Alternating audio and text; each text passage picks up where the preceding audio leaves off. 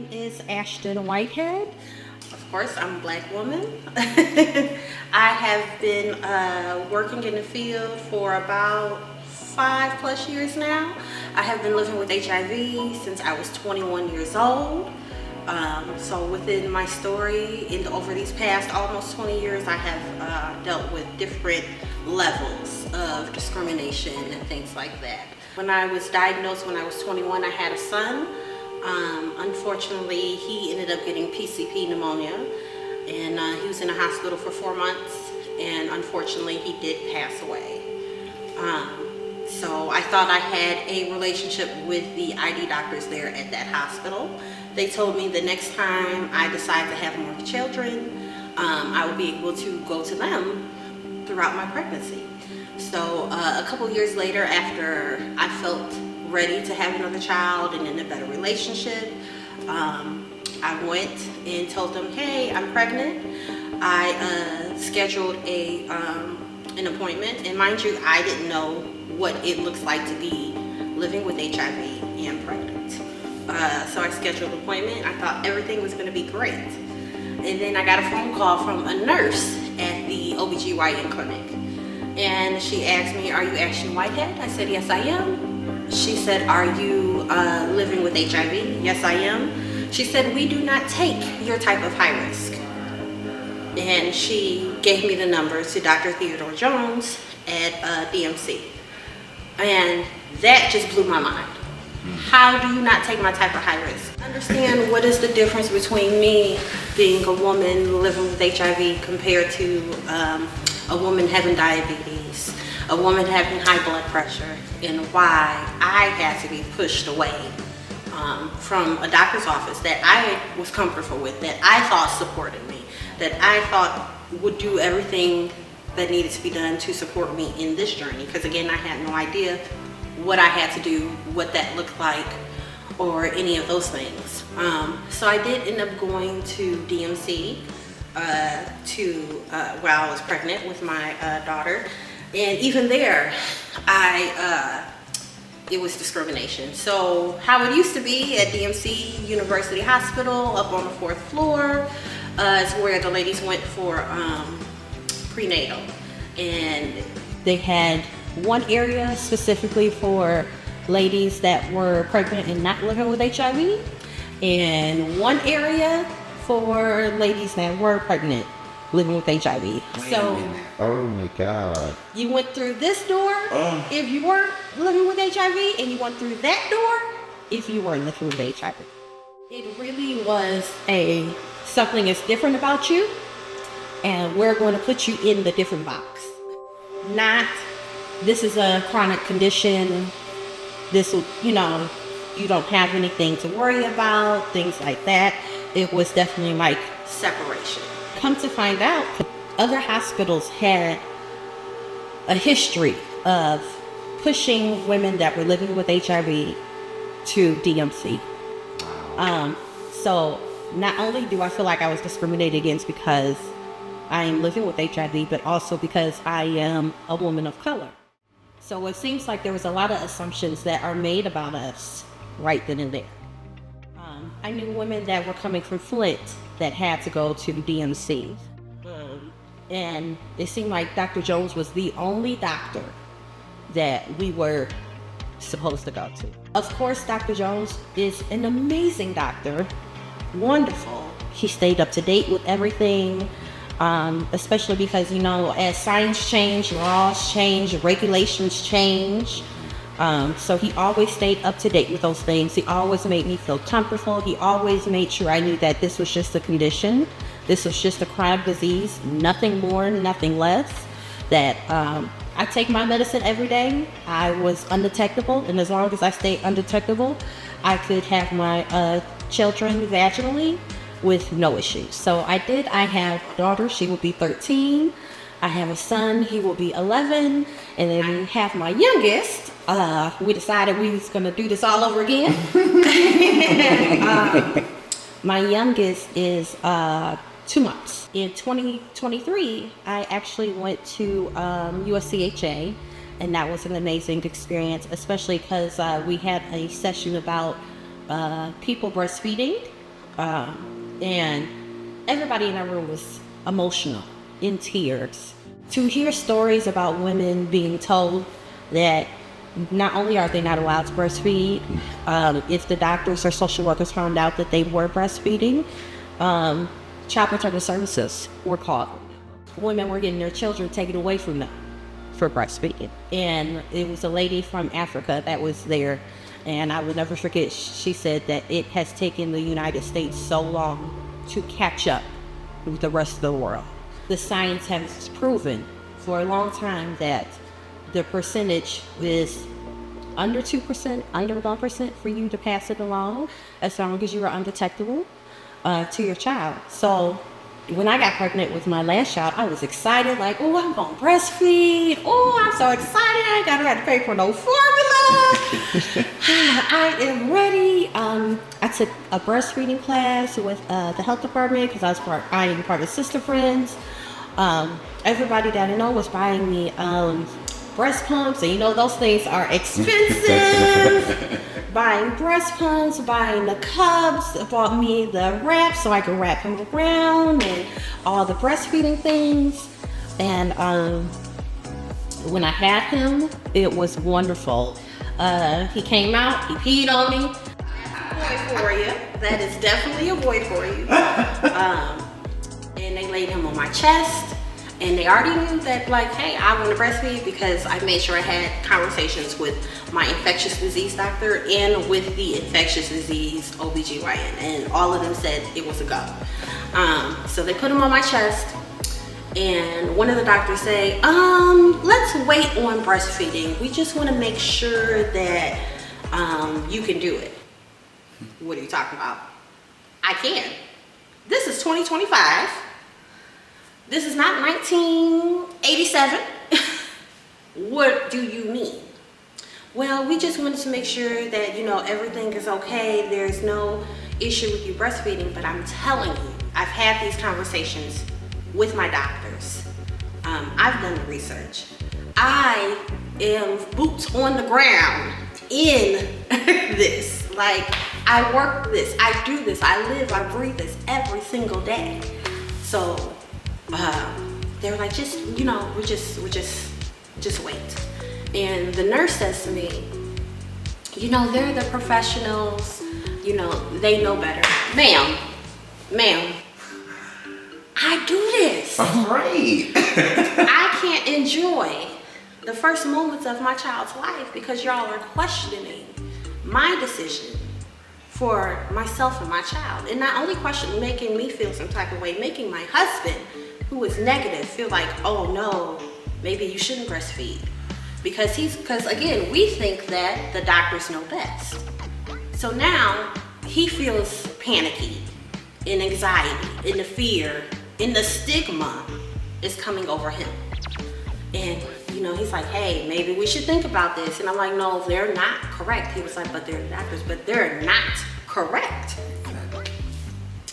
They took me down to postpartum.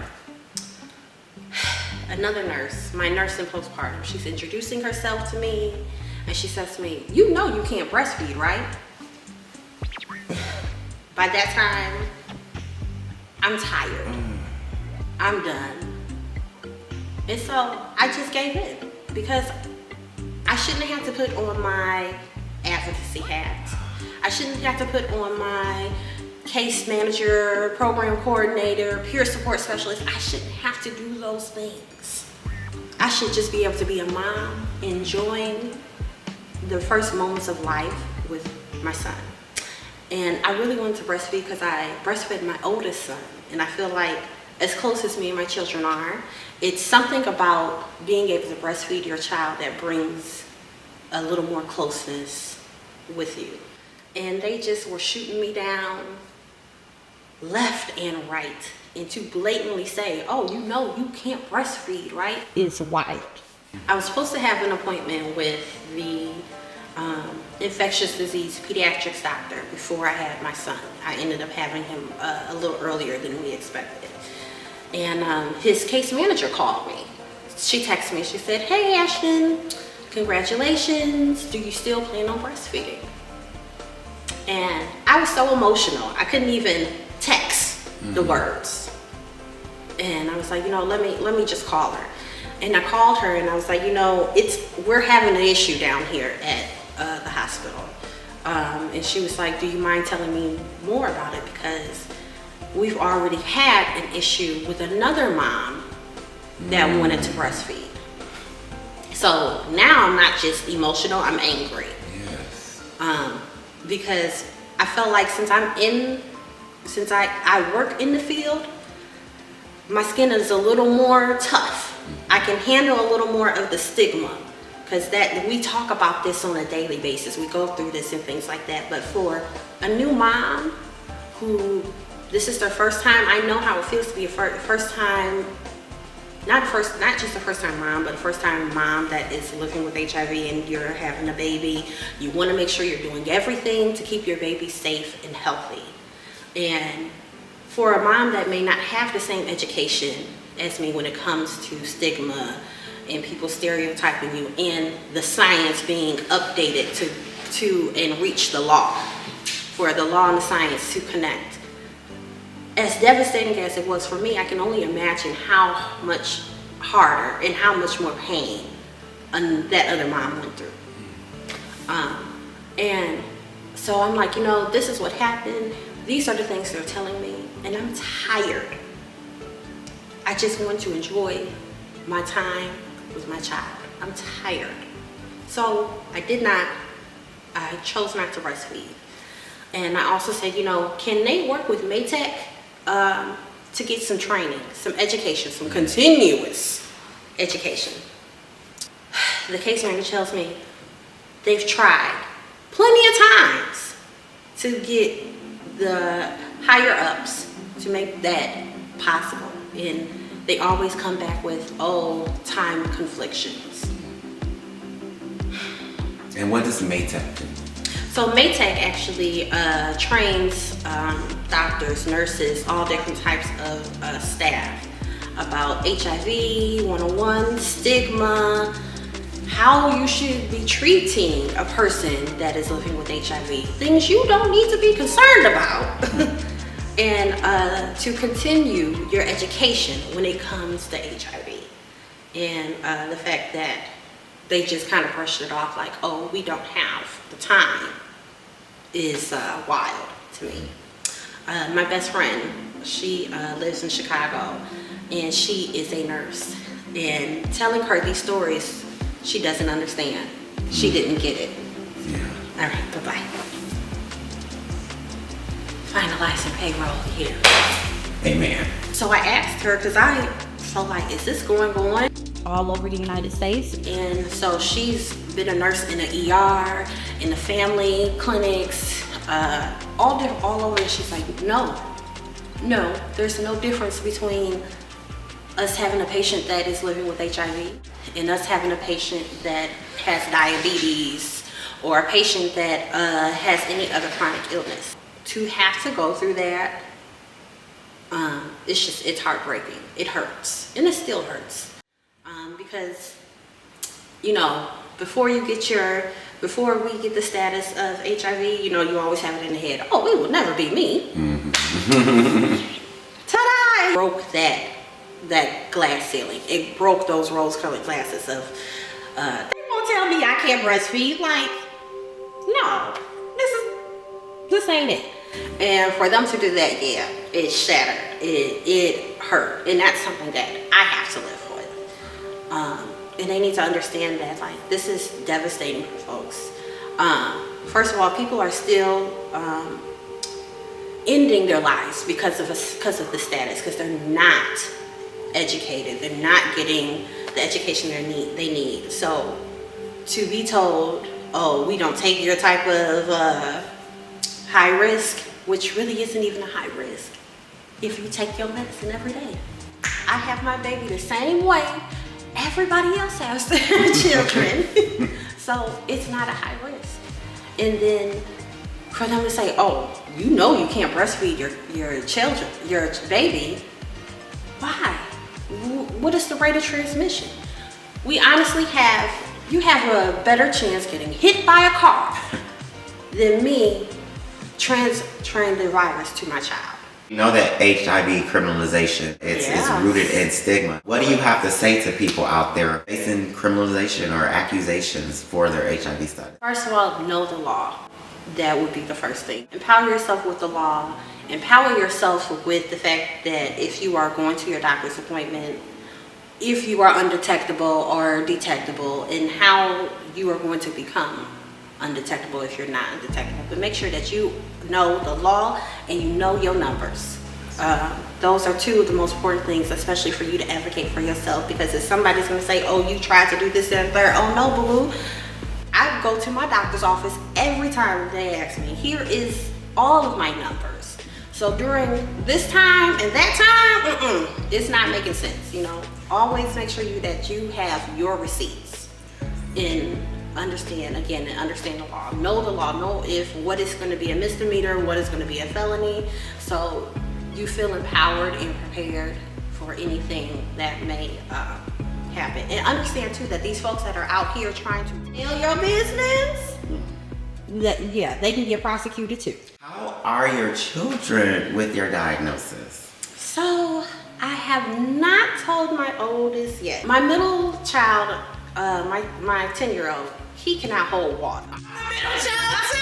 When I was pregnant with my last son, my middle child went and told everybody. He told the neighbor. He went and he told his teachers, and the teachers my oldest used to have. So she comes home and she's like, Mom, why does the teachers know that you're pregnant? I said, I don't. She was like, did you talk to them? No. And here comes my middle one. Oh, yeah, I told them. We have not had that conversation. Absolutely. My oldest, I am about to have that conversation with her. She's about to be 13. She's got that little more maturity. And of course, we've had conversations about sex and things like that. But what my children do know is that I have a chronic condition. I have a chronic disease. They understand that I take medicine for it every day. They know which medication it is, just in case anything happens.